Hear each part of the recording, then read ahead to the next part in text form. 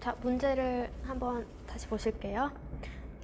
그 사례 문제를 보실 때는 맨 처음에 문제에서 뭘 묻고 있는지를 먼저 읽어보셔야 돼요. 그래서 문제 1번을 보시면 근로자 갑은 시용기간 마지막 날에 본채용 거부를 통지한 것은 근로기준법을 위반한 것이며 학생운동 경력을 사유로 본채용을 거부한 것은 정당성이 없다고 주장하고 있다. 그래서 갑의 주장은 타당한가라고 묻고 있죠.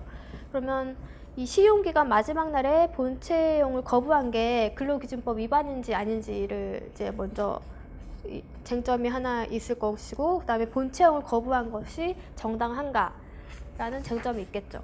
그래서 먼저 여기서 시용 3개월의 시용 기간이 있었죠. 그래서 시용의 법적 성질을 한번 이제 언급을 해주셔야 되고, 그 다음에 문제에서 보시면 4월 30일, 2013년 2월 1일 날 3개월 동안의 이제 시용 기간을 진행이 됐는데, 그러면 3개월이면 5월 1일 날 3월, 4월, 5월, 그러면 5월까지는 이제 근무를 할 수 있는데 4월 30일에 본채용 거부 서면 통지를 했어요. 그러면은 해고 예고 통지 조항과 관련해서도 이제 생각을 한번 해보셔야겠죠. 한 달 전에 원래 해고 예고를 해야 되는데 과연 시용 근로자에게도 해고 예고를 해야 하는가? 그 쟁점이 이제 이거는 간과할 수가 있는데 이 쟁점도 하나 있는 것이고, 마지막으로 이제 본채용 거부의 정당성 여부를 이제 쟁점으로 잡아주시면 됩니다. 먼저 시용의 법적 성질을 살펴보면 되는데, 요즘에 그 수습제도에 관해서 상당히 이제 사회적으로 문제가 되고 있는데, 이 시용이 바로 수습제도와 같은 제도예요. 그래서 법적으로 이제 법률 용어로 시용이라고 표현을 하지만 우리 판례는 수습과 시용을 같은 이제 제도로 이해하고 있어요. 그래서 시용의 법적 성질을 쓰실 때는 이제 시용의 의의부터 좀 알아두시면 좋겠죠. 시용의 의의는 시용의 법적 성질에서 그 굵은 글씨 다음에 이제 보시면 당해 근로자의 업무 능력, 자질, 인품, 성실성 등 업무 적격성을 판단하기 위하여 일정 기간 시험적으로 고용되는 제도예요. 그러니까 간단하게 말하면 업무 적격성을 미리 판단하기 위해서 시험적으로 고용되는 제도이다. 우리 판례는 시용의 법적 성질을 해약권 유보부 근로계약으로 보고 있는데, 그래서 그 19페이지 제가 나눠준 자료 있잖아요. 이 자료의 19페이지를 잠깐 보시면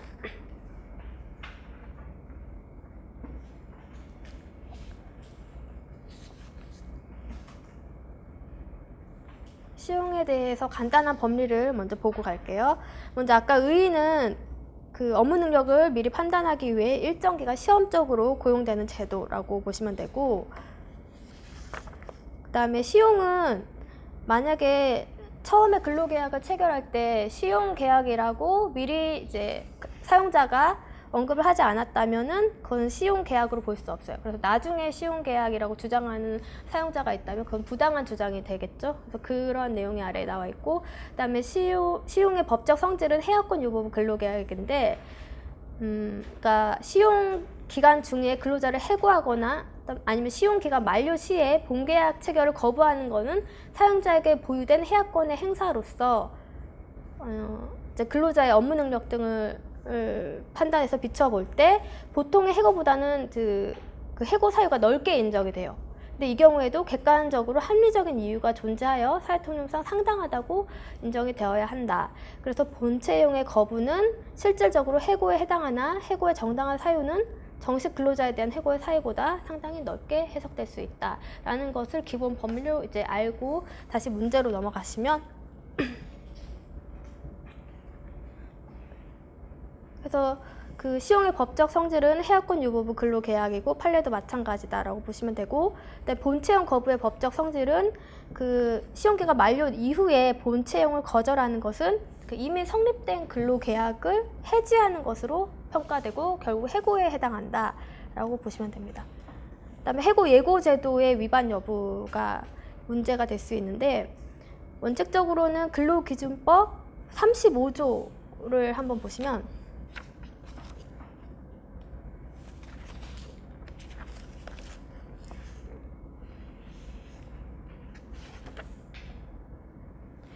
그 26조에 이제 해고의 예고라는 게 나와 있죠. 해고의 예고는 사용자는 근로자를 해고하려면 적어도 30일 전에 예고를 하여야 하고 30일 전에 예고를 하지 아니하였을 경우에는 31분 이상의 통상임금을 지급하여야 한다라고 되어 있는데 26조와 이제 35조를 같이 보셔야 되죠. 35조에 제26조는 다음 각 호의 어느 하나에 해당하는 근로자에게는 적용하지 아니한다라고 해서 5호에 보시면 수습 사용 중인 근로자가 있어요. 그래서 시용은 아까 우리 판례가 수습 근로자랑 같은 제도로 보고 있다고 했죠. 그래서 35조 5호에 의해서 해고 예고 적용 예외 대상자에 해당이 됩니다. 다시 문제로 이제 보시면 그래서 해고 예고 규정이 적용되지 않기 때문에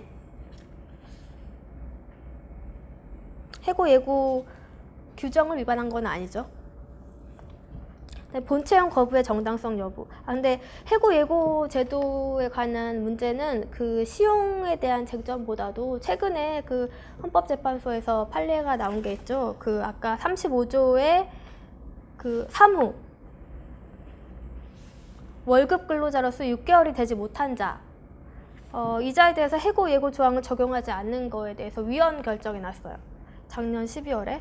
그래서 문제가 나온다면은 시용보다는 만약에 해고 예고 적용 제외 대상자로 이제 월급 근로자로서 6개월이 되지 못한 자, 만약에 뭐 한 5개월 정도 근무한 자인데 한 달 전에 해고 통지를 안 했다. 이게 과연 정당한가라는 그런 쟁점으로 나올 수도 있겠죠. 그래서 우리 판례가 왜 그 6개월이 되지 못한 자 같은 경우에 해고 예고를 적용해야 된다고 봤냐면 이미 근로관계가 상당히 계속되었고 또 계속될 것이 기대가 가능하기 때문에 그렇기 때문에 6개월이 되지 못한 자는 해고 예고 조항이 적용된다고 보고 있어.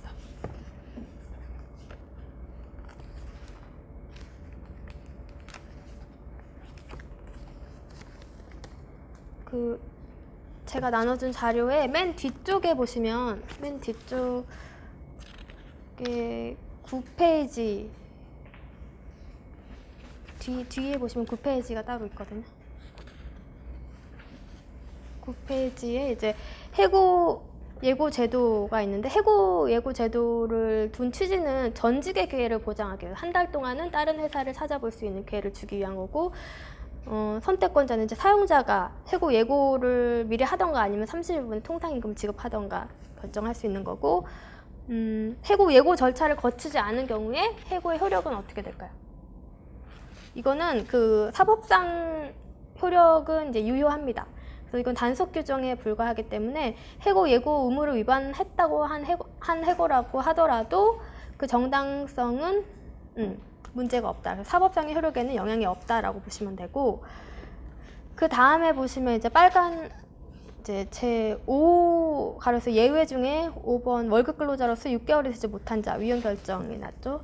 그러니까 근로관계의 계속성에 대한 기대가 크다. 이게 주요 이유예요. 6개월이 되지 못한 자는 그래서 근로관계에 대한 계속성에 대한 기대가 크기 때문에 이러한 자에게 해고 예고 제도를 적용하지 않는 것은 근로 권리를 침해하고 평등 원칙에도 위배된다라고 보았습니다. 굉장히 최신 판례이기 때문에 해고 예고가 쟁점이 된다면 이 판례를 반드시 숙지를 하셔야겠죠. 그리고 이런 거는 이제 붙여 넣으면 좋을 것 같아요. 여기다가. 네. 그 다음에 이제 본체형 거부의 정당성 여부에서 이제 본체형을 거부한 것이 이제 해고라고 했잖아요. 실질적으로. 근데 그 해고의 정당성 판단 기준을 일단 한번 법리를 다시 한번 써주는 게 좋아요. 그래서 해고의 정당성 법리는 사회통념상 고용관계를 계속시킬 수 없을 정도로 근로자에게 책임 있는 사유가 있어야겠죠. 그래서 이거는 반드시 암기를 해야 되는데 해고가 나오면 해고 문제는 항상 거의 매번 나오는 쟁점이기 때문에